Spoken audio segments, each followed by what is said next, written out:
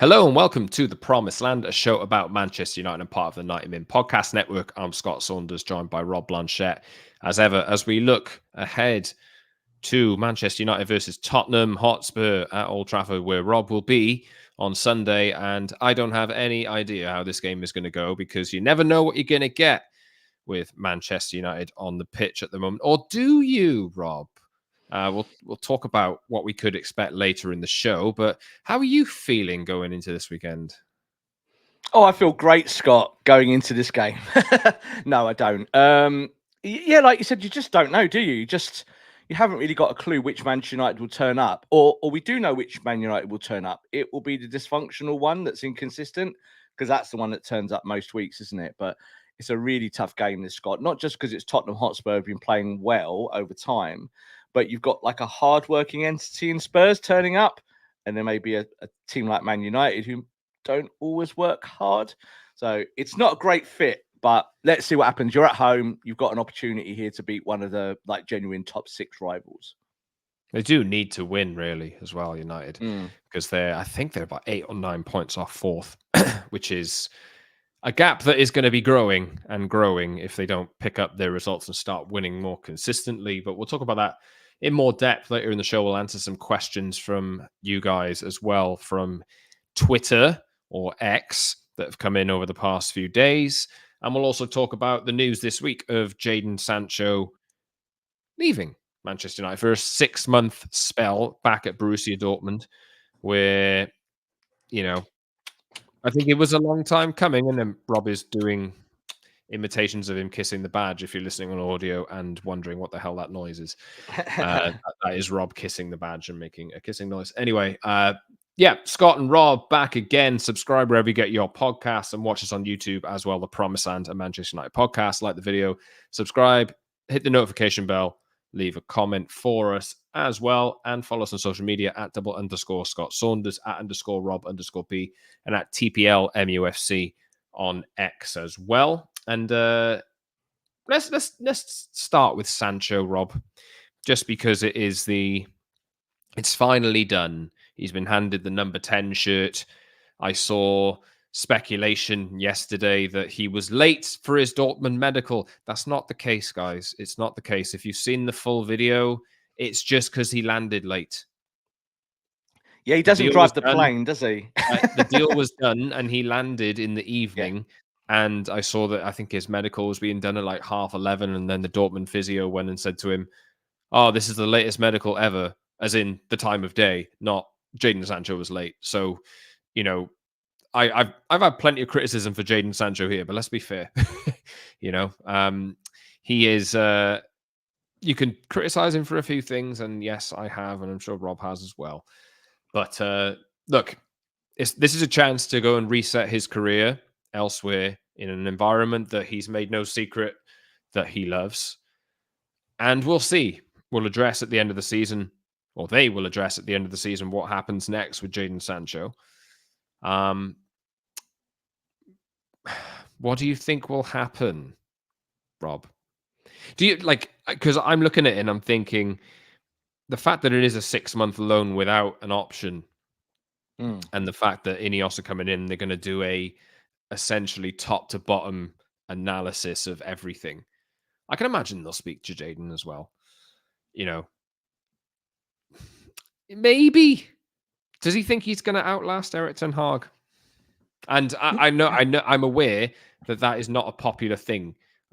I know that the way that Jadon's conducted himself in the eyes of United fans means that he should leave regardless of who the manager is, and I understand that. But what do you think the vision is long term here, Rob? Because it's only 6 months. It's only 6 months, and football fans take everything so personally. So yeah, I was mockingly kind of kissing the pretend badge just a minute ago. If you're watching on YouTube, you'll see that bit of wonder there from myself. But the whole point of it is, Scott, is that there has been other things going on behind the scenes, but we have to stick with the line that it's Jadon Sancho's responsibility, his form, and playing for Manchester United and impressing the manager and forcing your way into a football team is on the player. And I think again that he's gone to Dortmund because he sat at Carrington completely useless not in the team, fallen out with the manager, and you've got to find a way now to either elevate his price, which is playing football matches, or find a different route away from Jadon Sancho. And I'm okay with that. I think that's what you have to do. I have absolutely no faith in the idea that even if he plays well at Dortmund, that if Erik ten Hag is still the manager at Manchester United, that he'll come back. Like, that's over. That relationship is finished. Do we think that Erik ten Hag will definitely be the Manchester United manager next summer and beyond? Well, I think that's up for debate, isn't it? You know, that we're talking about the Tottenham game today, and this kind of game is going to have a big impact on whether Erik ten Hag is still at Man United in the weeks and months ahead. So it is an unpopular angle that Sancho could come back, but if you get a manager who comes in who likes Jadon Sancho, you know, next summer and beyond, there's every chance he comes back. Now, United fans are saying, oh, you know, he could have done this to play games. You know, he effectively just sat on the sidelines like boycotting Man United. That's not true. He's been training. He's been ready to play. The problem is that him and Erik ten Hag don't have a relationship anymore. So that's where we stand with it. And you can say that ten Hag is right to do that. And I think you and me have. We've both said it's up to the manager to make these choices, and you back the manager on it, not the player. But there's other things going on at United. There's bigger problems at Man United over the last 6 months than Jadon Sancho. He's just probably one of the more famous ones. So I think he'll go to Dortmund. I think he'll be fine. I think he'll do well in the Bundesliga. Will he come back to Manchester United? I'm not so sure, but I'm also not that bothered, Scott. I always say, if you can help Man United win football matches, then we'll embrace you. If you can't, then please leave. But that goes for about 15 Man United players at the moment, Scott. It really does. It's not just Jadon Sancho. It's just that he's the news, isn't he? You know, and I think kissing the badge at Dortmund shows how immature Jadon Sancho is, because he's not a Dortmund player. He's going there on loan. And whatever he thinks about Borussia Dortmund or Manchester United, you're a Man United player. Don't be kissing other people's badges. It's stupid. I think it just shows that Jadon Sancho is an immature individual. And I think that's you're bothered by that. No, not at all. I'm not, but I get why fans are. Like, it was. I'm trying to give an example here of like before, like with like Carlos Tevez leaving Man United, and Carlos Tevez kissing the badge 1 minute for United, and then kissing the badge for Man City 10 minutes later, and people like getting really upset by that and going, "Oh, badge kissing, you know, it's you know, it means something." Well, it doesn't. It's like Jadon Sancho. I think he's just doing it for the camera. You know, that's all that was. Is like, look, I'm back. Look at me kissing the badge. Footballers do it as a throwaway thing, whereas I think fans feel it a lot deeper. Does it mean anything to me, Scott? No, not at all. Because again, I think being in and around the game, you see all these things all the time, and it kind of become immune to them a little bit. I want Jadon to go to Dortmund and play well. Go to Dortmund, play well, show that you're a proper footballer, and then give Ineos something to think about. Give Ineos a chance to go, hey, actually, what's been the problem with this guy for the last year? And is it as deep as something psychological, or something that you can't handle the pressure at United? And if that's the case, then you don't come back.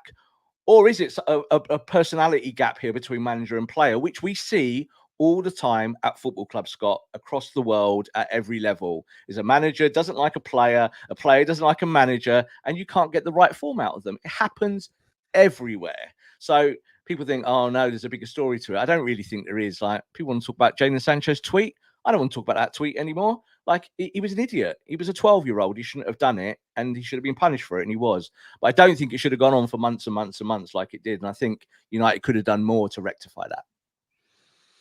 You think about it, really, all the issues United have had on their flanks. I mean, even if Sancho hadn't have meant the apology, Totally.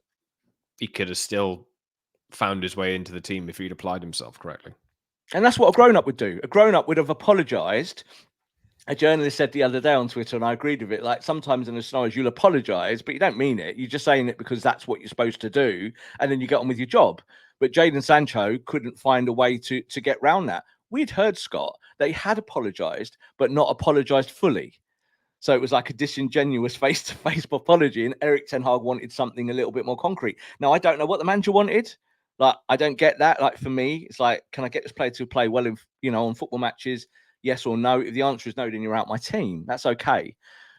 I have no idea why they couldn't rectify that, but I do think that Jadon Sancho is immature. I do think that. And I think kissing the badge at Dortmund on day one shows a level of immaturity as much as it did that he did that tweet before. That tweet should have meant 2 weeks' wages fine, Scott, and that's it. That's what it should have meant. And what happened? It turned into EastEnders, a 3-month, 6-month soap opera.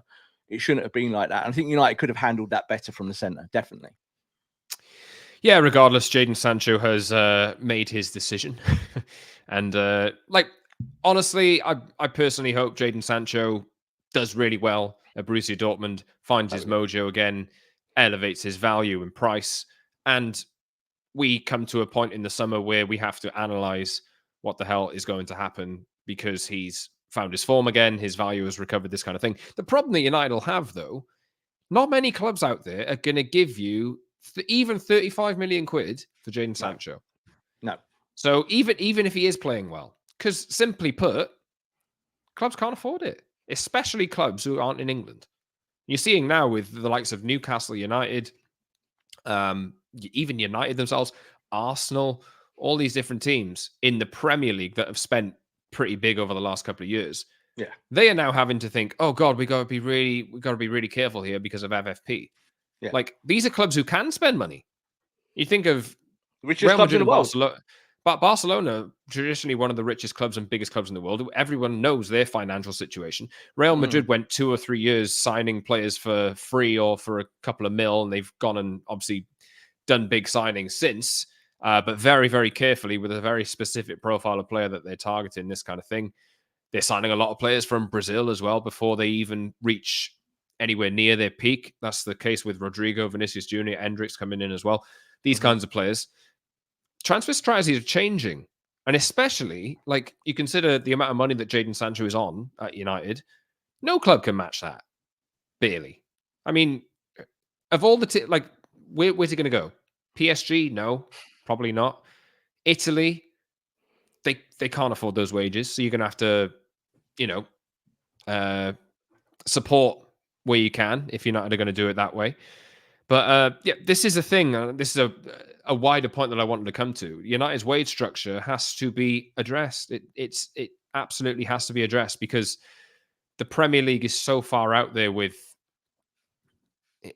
has an advantage in the financial sense in the market that United have been doing this for years where they can tempt players in with Jadon Sancho kind of wages and the wages that Marcus Rashford is on, the wages that Casemiro and Rafa Varane are on, this kind of thing. But then you find Anthony Martial is part of this as well. Maybe we'll talk about him in a little bit because he doesn't want to go anywhere. Yeah. The problem is that United are getting to this point where they're giving out these contracts and then the gap is so big that they can't find other clubs to take them. And they have to review this. They really have to. And I put Jadon Sancho in this box, Casemiro, Rafa Varane. I'm seeing plenty of criticism for Rashford as well and the wages that he is earning, this kind of thing. Martial, obviously, earning 250 grand a week, doesn't want to go anywhere for 6 months because he's getting paid loads of money and nobody else is going to give him that kind of money if he leaves now. So of course he's going to sit on his contract. Of course he is. Completely. Sorry, Rob, I went off on a tangent there. No, I liked it because I think you're saying, Scott, what a lot of us feel, and it's the elephant in the room. But the truth is, at Manchester United, is that you've bribed a ton of footballers with contracts to sign for you when you've not been very good. So rather than creating a great, strong project and then bringing players in and saying, "Oh, do you know what? You start at this level, and if you do well, we'll build you up and we'll pay you." That's the right way to do it in football. But what Man United done, they've just given these massive contracts out. Now, I'm not going to be a hypocrite and say we didn't want Jadon Sancho. Like at the time, it was like, go get Jadon Sancho. We need him. We wanted him for like a year before he actually signed. And that meant coming with a big contract and a decent fee. Actually thought at the time, 77 million, around that mark, 80 million was actually value when Dortmund started, do you remember, 110? Dortmund were like, we want 110 million for this boy, and it went on forever because of that. Can you imagine if Jadon Sancho was leaving United now as a 110 million pound footballer that you paid for? That would be even worse. But I do think that when you look at these things and you kind of really dig deeper below the surface, this is more about, as we said last week, the culture of the football club and about what you put out there, what you put out there and what you manifest to come back to you. And all of these failures of footballers, Scott, in the last 10 years have been Manchester United's fault. They've been United's fault because they've not created environments for players to play well and to have good careers at United. And even existing players like someone like Marcus Rashford, is that he has one good year, gets his contract, we all go, that's great. But then the structure around the football club dictates that players lose their form over time. That's their fault, but it's also United not being robust enough as a squad and as an entity. So that's where you are with Jadon Sancho. Like, I'm sure he'll go to Dortmund, and if he plays well, you create a market. But most people knocking on United's door for him in the next 6 months or in the summer will totally be going in low. They'll be saying, "You don't want this guy in your wage bill anymore. 25 million. Let's start there." And United will be like, oh, I don't know about this. What do we do? You know, we've got to get him off the wage bill. That's the most important thing. You're going to take a big hit on Jadon Sancho. So I think that's the most likely outcome, is that he plays well and you move him on. But then, Scott, when you move him on, you can't make the same mistakes. And this is really what we'll be using the test on with Ineos and with Jim Ratcliffe. We'll be saying to them, you can't be doing what United have done in the last 10 years. And I don't think they will. But you know what, as well, Scott, for United fans, is that you might not get some of the superstars that you want on the back of your shirt. You might not go get Champions League winners. You might go get younger players, 21, 22-year-olds, that can maybe help you win in a year or 2 or 3, you see. So that's where we stand with it. And I think I'm okay with that. But I know a lot of Man United fans won't be. They will still expect United to go out there and spend the biggest of big money. But how long have United been signing Champions League winners for? Like, you go back to the days of Ferguson, they used to pick off Rio Ferdinand, Michael Carrick, these kinds of Eric Cantona, Roy Keane, these kinds of players for substantial money. But these weren't like players at the very, very top and very peak of their career. These weren't world superstars. These were just good players with a lot of potential who could be there for a number of years. So what United have always done, really, is make their superstars, not buy them. Ronaldo signed him for 12.25 million in 2003, I think. Signed him for 80. And that was the last time United really made a significant profit on a player, probably, wasn't it? I think so. This is something that Ineos have to get back to for me, because United are so well followed and such a big club that you can pick out somebody if they've got the right attitude, the right talent, and they actually perform to their very best, and they'll become as popular as any signing you could make anyway.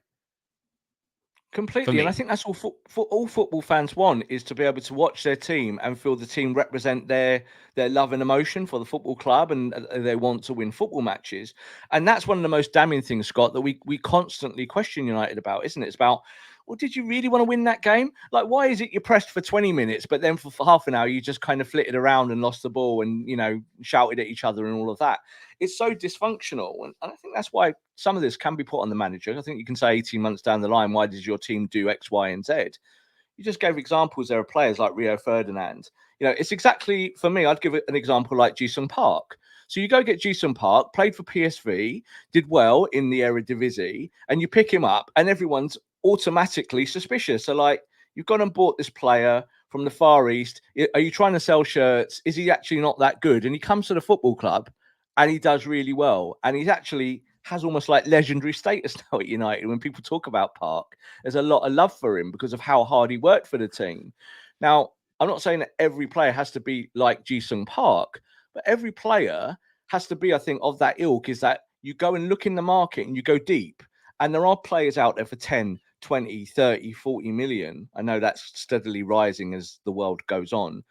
But you can go and get players that have got value. Fergie once said there's no value in the market, and he was lying. And he was lying because he wanted more value. That's why he was saying it out loud. I don't want to pay all this money. Rio Ferdinand was over 30 million, and that was a world record for a defender at that time. He was playing for Leeds. He wasn't, he wasn't coming from Real Madrid, was he? So there's a balancing point, and United need to get back to it. United need to go and buy players and go and shop in different marketplaces, Scott, because I think that's the biggest problem. You think about when Ed Woodward came in, who did he buy? Angel Di Maria. Yeah. So he went and got someone who had the most assists in La Liga, and he thought, that's what we do. Didn't work, did it? Because you just went up here. You weren't building anything. You were just constantly looking for the big names. And as he said at the time, I want to build Galacticos at United. That was his own quote. That's the last thing we need, Scott. We need more Ralph Rangnick. We need more kind of like, right, let's get players on their first contracts and then build them up and say, well, you know what, you've done really well and we love you. We love what you've done for a year. We're going to renegotiate your contract and we're going to give you some nice money. And you're going to enjoy life at Man United. I don't think any of them, Scott, on the big wages at United, love being at United. Like, what do you think? Do you think any of them actually exude enjoying wearing our shirt? I don't think they do. No, I got to be honest. Name one. I think Rashford Bruno was has the only moments. one that I could think of, but he has to be in a good moment, and he's definitely not in a good moment at the moment. So I can imagine he's not enjoying it too much. You know, exactly. Like we're going to talk in the next few weeks, and hopefully, like very soon, about Lisandro Martinez. And I think one of the refreshing things about the Butcher was that last season he showed that you can kind of, you know, wear your heart on your sleeve and put the tackles in and be aggressive and do all the kind of like old Roy Keane things of throwing your body in the way. And fans love all of that. So like you hope that in the weeks ahead that he can do that. But Scott, you're kind of relying on it now, aren't you? Like if he comes back and doesn't hit the ground running because he's had a bad injury, then we're going to be asking the same questions about him, aren't we? In like 2, 3, 4 months, we'll be saying, well, Martinez hasn't recaptured his form. And actually, there's 12 of them doing that. And that's the truth. It's not just Sancho. It's not just Rashford. There's a ton of them at Man United that just don't do it every week or just, you know, indisciplined. You hope that these players coming back now into the team, that they can add something different. Because I think we've talked about the injury crisis for so long. Now you're getting over it. These players coming back in the team have to really help you go and win. well, it is easing. I'm just waiting until it starts to grow again, because I kind of sorry, I don't want to be the doomy guy, but fingers crossed. The Tottenham game should be the last game, really, because I think United have a couple of weeks from now after this game off. I don't think they play again this month after the Tottenham game. So, or maybe the FA Cup's been put in there now, isn't it? The tie against Eastleigh or Newport. So yeah, they play one more game in the FA Cup this month. But this should be the last Premier League game you see, really, without Casemiro. Some of them might be back without Casemiro, without Lisandro Martinez, without Mason Mount. You know, fingers crossed United can get their team back playing once a week, because they're out of all the other they're out of Europe, obviously, and things can actually start pulling together a bit. They don't have to look as knackered as they are running about or trying to, you know, as much as Eric Ten Hag wants them to. Fingers crossed, things will pick up a bit. But we'll talk about the Spurs game a little bit later in the show, because I think it's really actually quite important that they have to win. Like, if you look at the table, if you lose to Spurs, your season is verging on over, like, if it isn't already, in terms of what you can achieve in the league. Yeah, look, in the early parts of the season, I would say that like results matter more than performances because you can build performances. I think the problem being here, Scott, is that performances are so erratic and not very good. And now you're at a crossroads with a new part owner who's looking at these things really deeply. You got Dave Brailsford sat there with Jean-Claude Blanc in the stands, and they are running the rule in real time physically, and they're looking and saying, right, do these players run for this manager? Right, why is it that they kind of do it for little periods? Like, I'm sure Eric Ten Hag's had his conversations with Jim Ratcliffe and explained the psyche at Man United or why some of it works and some of it doesn't. But you know what, Scott? You haven't got time in a season. Like, if your performances are bad and say you lose to, say, Spurs coming up here now, this is a Spurs team without their best player who's off on, you know, off of the Asia Cup and he's out of the picture. So if you do lose, you're losing to Richarlison, who sat on the sidelines most of the season. That's not a good look, is it? It's not a good And look as Timo you bring Werner, back players. who United fans were scared at the prospect of potentially signing. It's going to happen, isn't it? Like, Timo Werner's going to run people because he's quick and your defenders are slow. So all of this kind of smells before you actually even get in the stadium. But these players have to just be better. The performance value, Scott, whatever happens against Spurs, you've got to at least show that you mean it. And I think that is a problem at United. We never see that they'll have one game where they're great and we feel better about them. And we go, that was much better, wasn't it? And literally the following game, they're back to being dysfunctional again. And I feel for Eric Ten Hag in that scenario because I'm sure he feels what we feel, but he's got the power to change some of those things, and I'm not convinced some of the tactics or some of the setups have worked this season. I think he could have done different things, but he hasn't. It's his choice. And your neck is on the block at the end of the day. And Spurs is a massive game. There's no doubt about it. It's not a kind of, I was going to say it's not a must win, but it is a must win. Like, you're at home. And if you want to stay anywhere in that top six or in the European place, you've got to go beat teams like Tottenham when they're weakened, when they've lost Son. You've got to go and do the business. Will they? I just don't know. I don't think anyone can confidently say, yes, they're going to be brilliant. I've got maybe I'm wrong, but I've got that funny feeling that they might turn up this weekend. I don't know. I feel the opposite. That's my gut feeling. Like, I never go off my gut because I know, like, we're all wrong sometimes, aren't we? Like, with our gut feelings, because we get proved wrong all the time. Like, I go into Old Trafford and feel terrible, and then come out and feel great, and vice versa. Go into Old Trafford, yeah, we're going to be great today, and then literally at half time, I'm stood there going, oh my god, like, we're seeing the same horror show again. But I'm the opposite, Sky. I know you feel more positive about this game, and I'm kind of like, maybe it's just because I haven't really watched United play for a couple of weeks. I know they played in the FA Cup, but the burn has disappeared a little bit, it's healed a little bit. I just don't know. I think the whole Jadon Sancho thing, if we want to apply it to the squad, there'll be squad members, Scott, they'll be quite happy to see him gone. There'll be other players in the first team that will not be happy to have seen him gone, that will not like the way this has panned out. We know who those players are. We've spoken about them in the past. How that affects a football match coming up, I can't tell you. But we do know that it's affected the camp for months and months and months. Hopefully, Scott, you now will get some healing, is that the players can just focus on what they're doing and what their jobs are. But it's the same mathematics, isn't it, for the players as it was for Jadon? Is that it's up to you to perform every week. When you run, it's up to you. It's not up to us to push you or the manager to push you. It's up to you to choose to do it. And I don't trust this lot, Scott. I think that's the problem, is that's why you probably have to get rid of quite a few of them and then go and buy players in the next markets, because you have to change the culture at United around work rate and about dedication to the badge. You just have to do that. It does not start at Tottenham. You've still got the same players. We're going to be talking about Scott McTominay playing in midfield. Like, it's the same thing, isn't it? We're not going to be talking about massive changes. I don't think Eric Ten Hag has got the tactical depth maybe to change some of it. He's not really proved that he can switch it up to be able to fight other teams with a high press. Tottenham will play a high press. You can get in behind them. Will your players work for it? I don't know. we have to see. Yeah, I did forget about the McTominay midfield gap for a brief second there. He can be assured if he plays that will happen, but they have to play with the right intensity. Maybe if they do get Martinez back, maybe they can push up a little bit. Maybe Luke Shaw is back. I didn't mention Luke Shaw earlier as well. Yep. I think Eric Ten Hag will confirm or suggest who could be back in his press conference, but we're recording before that.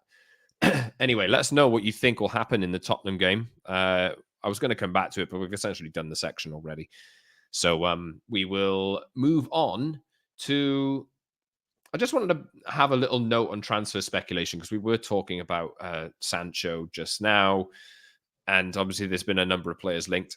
Obviously, Tottenham are the one team really that have used the market to their advantage. They've signed Timo Werner.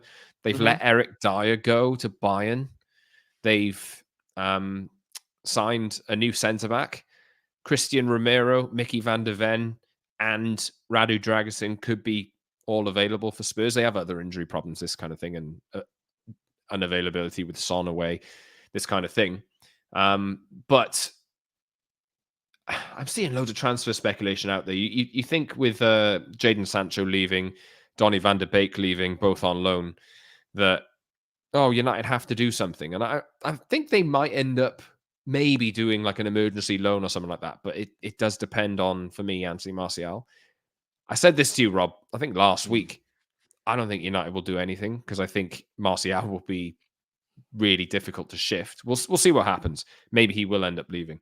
But just a general note, I mean, if you're listening to this and you're kind of getting excited by transfer speculation that you're seeing, just chill a bit. For me, like a lot of this, it's January, so the newspapers have to go and suggest things that Man United might end up doing. I'm seeing Brian Brobby to Man United again, Ajax player, and then it's, oh my God, stop signing Ajax players, Eric. Stop signing Ajax players.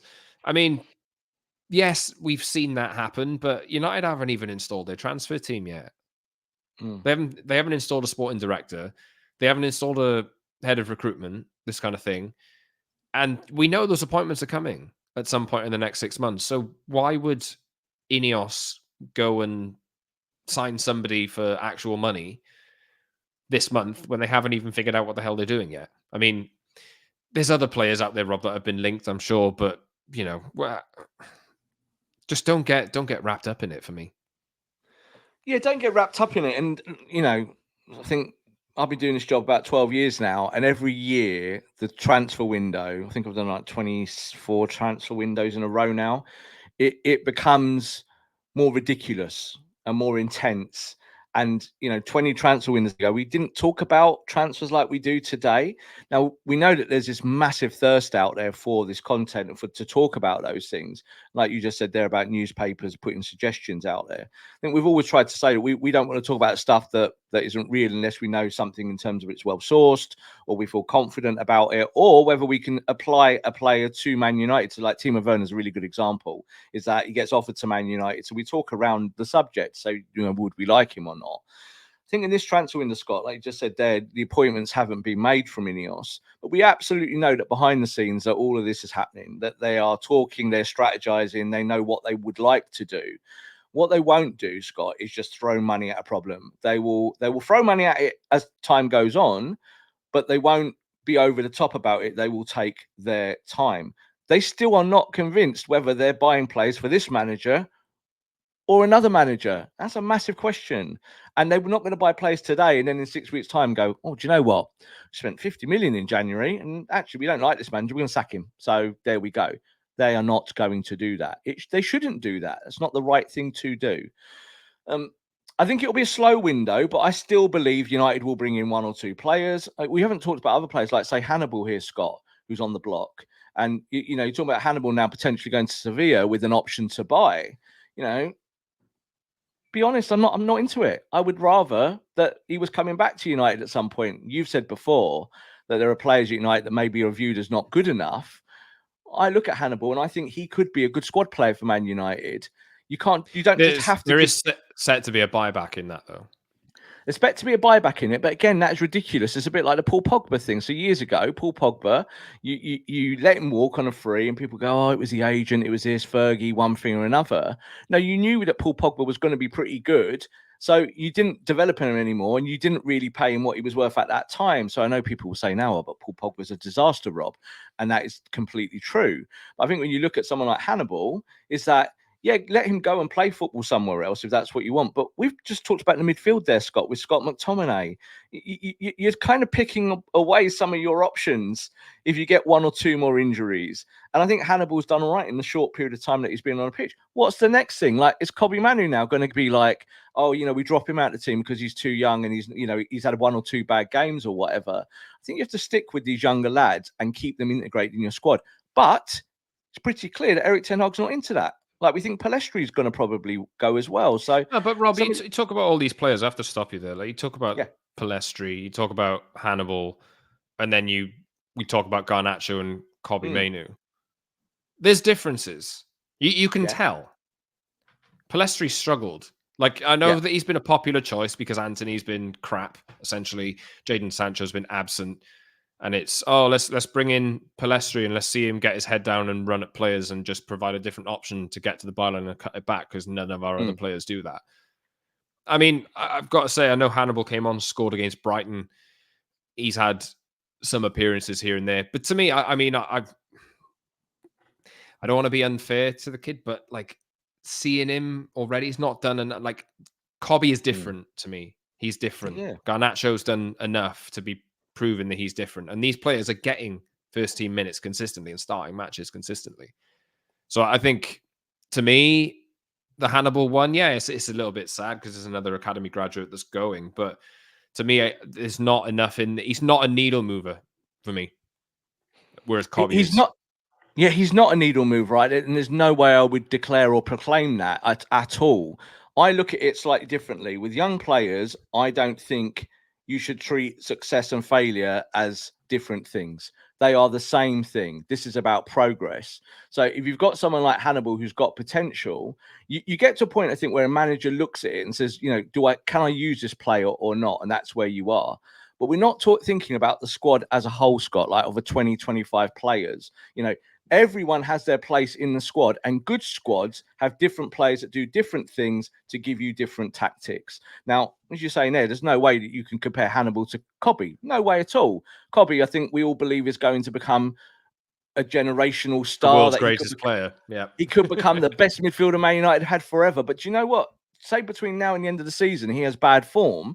Does that mean that in the summer you go, we're not going to carry on with this? We're not going to, we won't push this.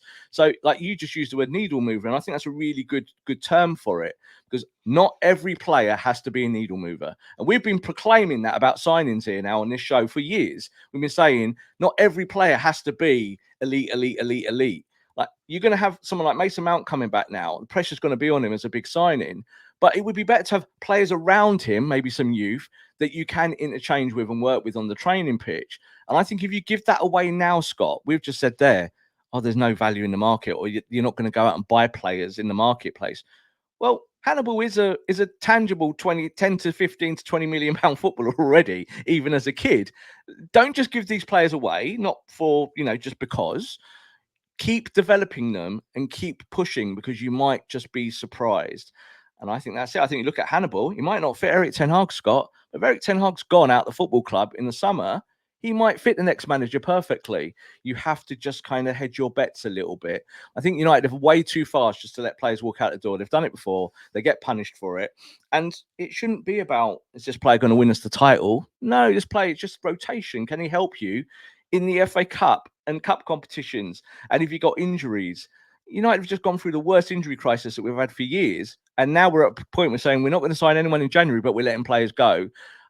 Hannibal isn't the problem. That's the way I look at it. Is that if you were selling Scott McTominay for 40 million, I might be down with that. I might like that transfer. Hannibal, I look at that and I think, no, you probably could keep him in-house and keep developing him. Same for Palestri. They've not done it yet, Scott, but they're kids. Shouldn't get too obsessed with them being But equally, stars. you could argue the point that at 20 and 21, 22, that these kids need first-team football to develop, and they're not going to. Hannibal's not good enough to be an automatic starter. This kind of thing, so they need to go somewhere else. So send him on loan. Don't send him with the option to walk out the football club. That's what I'm saying. So like, he could go to Sevilla for 6 months. Cool. Like, go there and be brilliant and show people that you're good. Or he might go there, and if he's not very good, Sevilla are not going to trigger the option to buy, and he's going to bring him back anyway. So that's what I'm saying, is that I think there's it's a balancing act with those things, that players definitely need minutes. But I think when you look at Man United uniquely as a squad, I would rather keep the youth in-house, because you're only a few games away, Scott, from people telling you that you're rubbish. Like Garnacho had 3 months where he wasn't very good, where he went a bit Rashford. Yeah, people will be telling us, he's not good enough for Man United in 3 months' time. And it's not true. Same for Cobby. So I believe that. That's how I believe the game is. I think you've got to have a balancing act there.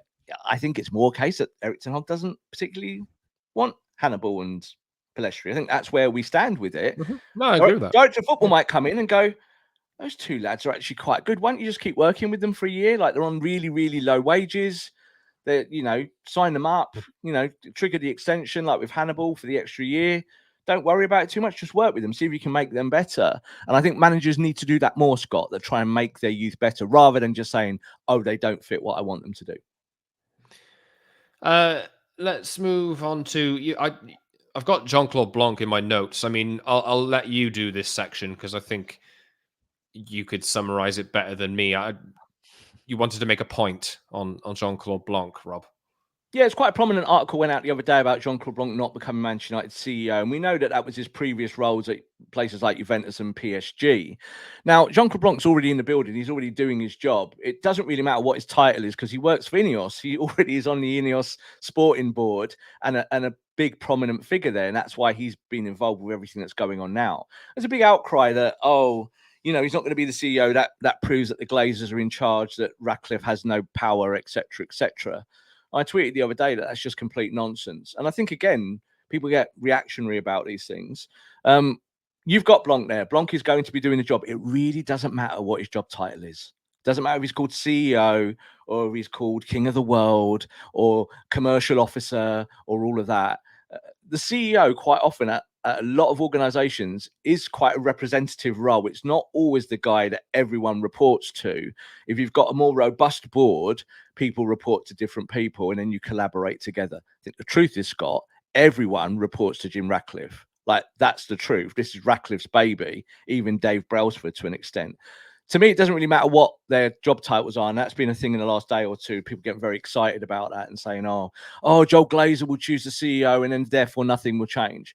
No, it's going to be a collaborative effort, but the Glazers are on the PLC. They will have some kind of say. But our understanding is that these will be Ineos choices. These are Ratcliffe choices. He's put 1.3 billion into the club, Scott, in terms of giving it to the Glazers for this right to run the football sporting project. I think people need to, again, simmer down a little bit. You're going to get your appointments in time. Don't get too excited at the moment. It's easy to be wrapped up in negativity given how awful things have been for 10 years plus. But do you really want to live in that state? Have a bit of hope. Have a bit of hope. Some people do. Some people love the negativity and they swim in it and they do it every day. And it's a really nice, easy way, isn't it, to go on Twitter, Scott, and spill your guts out. I'm annoyed about the world. I'm annoyed about Man United. I'm going to scream and shout. You look at my comments on my bit about Jean-Claude Blanc that I did yesterday, and there's a load of people there screaming, going, the Glazers are in charge, Glazers out, Glazers out. Well, we all want the Glazers out, but this is the best scenario that we can hope for at the moment.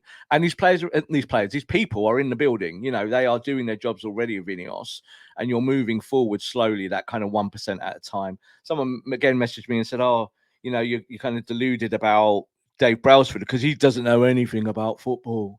And that's just a common thread that keeps repeating. But you've got sporting people there now doing the jobs. It doesn't really matter what they're called, what their roles are. They're going to be doing it for the good of Ineos and for the good of their employer, Sir Jim Ratcliffe. And Ratcliffe obviously wants to win. So I think you have to give them that opportunity to go and do this now. Yes, indeed. We will roll into some, Rob mentioned there, questions or feedback on X, Twitter, etc. Rob did put a tweet out asking for some questions from you guys, and we'll get into them, actually. So, first one is from Harry Gosling. Rob, how do you think that Mason Mount fits into the midfield with Kobbie Mainoo really being an 8 and Bruno the 10? Don't really see how he fits in personally. Yeah, well, first of all, just thanks to everyone that does respond on Twitter and helps us with these things, because we want to hear what you say, because we see all the comments and we see the replies. So it's nice to kind of put it out there and see some of you ask really good, tangible questions. That's a really great question, because I do think that the jury's out on Mason Mount just simply because he hasn't played, but he is a £60 million footballer that you signed from Chelsea. So it's quite important, isn't it? How do you combine Kobbie with anyone at the moment? I think that's a big question, because obviously you've got Casemiro to come back, you've got other players to come back in. Bruno Fernandes obviously will play a lot of games, and Scott McTominay will play a lot of games. I say that with a bit of a sigh. I don't know. He will? Do you think Scott McTominay will? Yeah, I think he's been there because of the injuries to other players, personally. I think that's how it started. I don't think that's how it will finish. So, you think about the last game where, it feels like a while ago now, but, the manager pulled Kobbie at 45 minutes because he's tired. What did he do? He went with Scott McTominay as a 6. So that's the manager's choice, not ours. We're watching this. It's just happening in real time. It's actually a factual thing. So I think this player will play more minutes than not. That's the way I look at it. I really hope I'm wrong, but I think that's where you'll be. I think when you look at the structure in the midfield there with Mason Mount was bought to play as a number 8, yeah? So if you think that Casemiro might be the 6 when we go back to the 4-1-4-1 and then you look at Mount as the 8, who do you think the other 8's going to be? Do you think it's going to be Kobbie? I think no. I don't think the manager rates him as an 8. I want to see him as an 8. You want to see him as an 8, Scott, but I don't think they will. And I think you'll probably see Bruno Fernandes as the 8 with him. So there you go. So that's what you're going to get in this midfield. And then what we're going to do, we're going to be doing shows of, why is Kobbie sat on the bench? So I think that's a bigger thing. And we'll be talking more about Mason Mount negatively and saying, well, he doesn't really fit as an 8. I'd like to see Mount up the pitch. I think I'd rather see him wider. And there's a case here, Scott, that you drop Rashford and you take Rashford out the team and you play Mount wide and you play Garnacho wide. And obviously you play Højlund up top. You might go out and get Choupo-Moting or someone like that might come into the mix when we talk about the forward line. And then you talk about what's Bruno doing? Is Bruno 10? Is he an 8? Is he a hybrid 6-8? I don't know. There's a lot of things to answer there. I would rather see Manu be the first name on the sheet in that midfield and then Mount somewhere else on there. That's how I feel. But a lot of people say he's a kid. You shouldn't really. Again, there were tweets to me the other day saying, "Oh, you've got too much faith in Kobbie Manu." I'm like, no, play him. I'd rather play him and lose Scott. That's the way I feel. Is that I don't want to play these players that want a lot of money that don't seem to be able to run around for longer than 20 minutes at a time. Stick with your youth, let your youth grow, and let's see what Mason Mount can do. Big few months for Mason Mount because I'm not sure. I don't know. When we bought him, I quite liked the signing, and I thought, yeah, that's a progressive signing. This kind of United, I don't know, Scott. How do you feel about it? I don't know where you get the value out of Mount as a £60 million signing in a midfield that's so bad. I don't think you should be an automatic starter once your squad is sorted. It's just that's going to be the case for me. I mean, you play the players that fit the system best. I mean, Erik ten Hag had an idea for Mason Mount to be one of those 8s that can cover a heck of a lot of ground, help the high press, this kind of thing. Mm-hmm. And we've seen it very, very rarely. But the good thing about Mount is that he's a player who can play in multiple positions. And Matthew Roberts says, there was a couple of comments from him, I'd like to see Mount on the right for a bit, which is where he played for Chelsea and was good. I mean, that's an option. I think Mason Mount is one of the players that you sign who can play left, right, centre, 8, whatever you need, really. And your squad always needs those kind of players, but obviously he struggled with injuries and this kind of thing for the last year of his Chelsea career as well as his first in United colours. But for me, Ten Hag or whoever the manager is going to need a bunch of options. And I don't know, is Mason Mount a permanent starter every single game when he's fit? No, not for me. I don't know. And yes, it's a big risk to take when spending 60 million quid on him. Because I think that was the intention at the start of the season. But down the line, I think he should be a squad player who plays a lot of minutes, but obviously he's got a lot of energy, and I think you can utilize that if you play the right system. But another one from Matthew Roberts, Rob. Will Ineos recruitment strategy be centered around young English talent? How do we feel about that? Maybe an unfair observation, but I don't think Ten Hag's command of English is that good. It should be better after 18 months, and maybe that's starting to become a problem. I don't think his English is bad. Like, I think sometimes things are lost in translation with what he's trying to say, but come on, we live in a world now where just in the Premier League, that's just how it is that you've got a melting pot of nationalities and people talk English at different standards. So I do believe that Ineos, part of their project, and again, this is from sourcing and little bits that we know, is that they will favour that structure of trying to recruit young English players, because that used to be the Man United way, Scott. That was the way that they used to do it, is to kind of look into the market, look at young British players, supplement them with foreign players, and try and have a base that players that were not coming to Man United just for the wage. And I'm not saying every foreign player is like that. It's just that would be incorrect. But I do think that if you have a base of people that understand what's happening with your football club or how you want them to be, then that helps. Now, there is already a caveat there, is that you've got someone like Marcus Rashford, who's English and a Mancunian and a United fan, and his form is absolutely diabolical. So I get why people look at this and kind of go, well, Jadon Sancho's English. He lived in Manchester, didn't he, before? It hasn't worked for him. So I don't think it's exactly on the money, but I think if you use Mason Mount there as the example, Mason Mount, you paid £60 million for. He's English, and you gave him the number 7 shirt. And we've just both said there, he's probably not good enough to start every week. So that's a problem. So you can't always just stick to that line. And I think Ineos will be recruiting worldwide. They're not just going to look at English players, though I do think that is part of maybe their mantra, is that they want to look at more homegrown British players that they can maybe kind of improve over a long period of time, get value at a lower level, and then bring them on. But then you look at someone like Scott McTominay, like, great for Scotland, scores lots of goals. Is that what you're looking at? Well, for me, the answer to that is no. You're looking at real quality somewhere. You've got to go find your Phil Fodens. Go find your next Phil Fodens, but bring them to Man United when they're 15 and develop them that way. And I think that's cool. I think that's the right way to do it. Shea Lacey. maybe. Shay Lacey, like we'll be doing Shay Lacey show, Scott. Like it's coming. Like we'll talk more about him as time goes on. But that's where you're going. I think that's where it should be. But then you've also got to go to Spain and go get your Garnachos. You've got to go to Atletico Madrid and nick their best players. That's how it works in the global marketplace. I'm not too overly fussed about nationality. I think if you're good enough for United, then you should play. And if you want to run for the badge, then I don't care where you're from. Jared Branthwaite of Everton is somebody that I think he might be too expensive. Like, I mean, don't go and sign him for 60, 80 million quid because Everton value him highly because he's English, that kind of thing.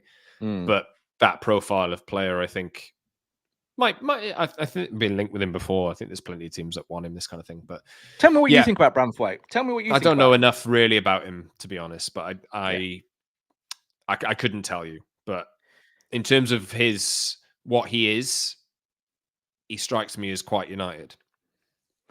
He worries me. I haven't watched enough of him, Rob. All right, he worries me because I think he's good. I think he's flavour of the month, and I think that he's done really well at Everton, and Everton love him. And there's no doubt that I think he's going to probably get in the England squad. Is he like kind of going to go the John Stones route where he ends up at a bigger club and develops and becomes better or whatever, or wins medals and wins trophies? Probably. I think that's the kind of marketplace you shouldn't be shopping in. Like getting a player at that value because he's already going to be stinking. Oh yeah, way too much money. United would have to pay the earth to get him. In fact, you might be talking world record for a defender cut type price for an Everton player.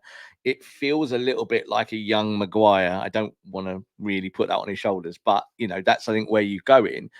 What you have to go do, Scott, is go get defenders that are maybe in that 20 to 30 to 40 to 50 ballpark that maybe have some more development more behind them. I think if you go for a Branthwaite type player, I've seen a lot of that. People going, oh, yeah, that's who you should be looking at. That worries me. I think he's good, but I don't know if he's good enough for Manchester United. I haven't seen enough yet to really feel confident about that. There's a lot of buzz about him, but he's in the Everton team. Like Everton like him, don't they? But Everton are bad enough to be able to do that and give him rotational minutes and play him a lot of football. And he's done well. There's no doubt about it. He's had a good season. Final question from David Prescott. I saw that they extended Joe Hugel's contract early this week. Might have been today, Thursday. Do either of you watch PL2 and can you compare, contrast him and Højlund? Tell us where he is in his development. Can you answer that one, Rob? Yeah, I can. Look, Hugo, I don't think he's good enough for Man United. Be completely honest about it. I think he's got talent, and I think that he's got very kind of core number 9 sensibilities. Like he can score goals and he can run off, and he works hard. He's a really hard worker. There are comparisons with Højlund in terms of style of play. I think Højlund's got more talent and more potential. But it's interesting that United have given him a contract and said, "Oh, we want to carry on developing you." Because I look at him and watch him and study him, and I look at him and I go, that might be the play that you kind of want out the door because he's not going to become a top class number 9, or he's not going to score you lots of goals, or he's not going to be a rotational piece. But we're talking more about the Hannibals and the Palestris leaving. So it's interesting, isn't it? Because United haven't got a lot of strikers. And I think that might be why they're carrying on that route with Hugo. I'm not a big fan. I think he's okay. I don't. When I see him on the bench, I always think, well, he's not playing today. Like, he's there to collect the cones. So I don't. No, not for me. This is the truth. This is the truth. This is how I feel about it. And I watch him, and I think he's decent. I think he will be a really good Championship striker one day. We don't play in the Championship. We are in the Premier League. So I think I'd rather Hugo left. Don't give him that contract. It's not going to be on a big deal anyway. And maybe go find Julian Alvarez for 14 million from River Plate or somewhere like that. Those players are out there somewhere. That's rather how I would see you developing your squad rather than say a Hugo. He's a left back, left-sided player, left winger, but Brighton are signing Valentin Barco from Boca for about 10 million euros. And who City signed the other day as well from Boca? Claudio Echeverri. And what did they pay for him in the end? What did they pay for him in the end? 12 million quid. United need to be doing some of this stuff. £12 million. 12 Yeah. million quid. And this is why the whole conversations around like the Hannibals and the Palestris are pointless, because that's kind of what you're going to get for them. But that value is out there already. Go and buy those players and bring them in and develop them. And then you've got a bit of a melting pot, haven't you, to mix with? You know, this is, I will bang on about the Julian Alvarez thing till I die, because Man United had that player in the bag. It was all done. And City came in, offered what they needed to offer him. And United just kind of stepped off and went, well, actually, all right. And you have that player. They didn't fight for him. So there's plenty of those talents out there in South America and across the world that you could go get for the kind of under 20 million is what I'd call it, you know, under that figure, and then develop them, Scott, and make them better. And, you know, don't complain that Jadon Sancho at 70, 80 million hasn't given you any goals or assists because he sat on the sidelines. It's too much of that, Man United. And yeah, maybe go and buy players that didn't just play for Ajax once upon a time. That's probably a good thing to start off with as well, isn't it? Yes, it is indeed. We'll wrap it there. We've been running 55.5 minutes.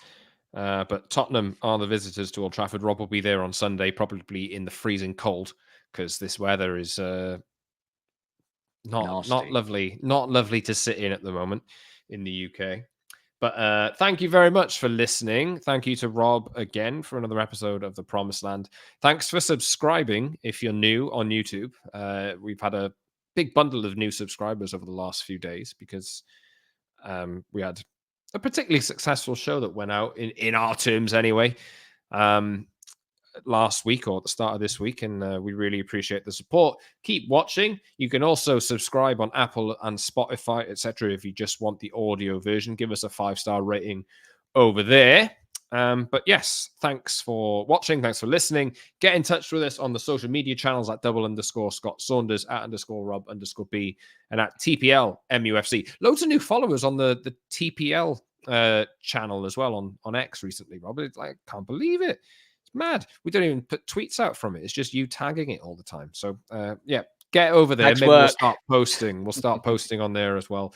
Perhaps, but thanks very much, everyone. Thanks to Rob again for another Promised Land podcast. We'll be back at the start of next week to unpack what happens at Old Trafford against Tottenham and anything else that's going on outside of the football pitch. Until next time, thanks for listening. Thanks for watching. This has been the Promised Land from Scott and Rob. See you soon.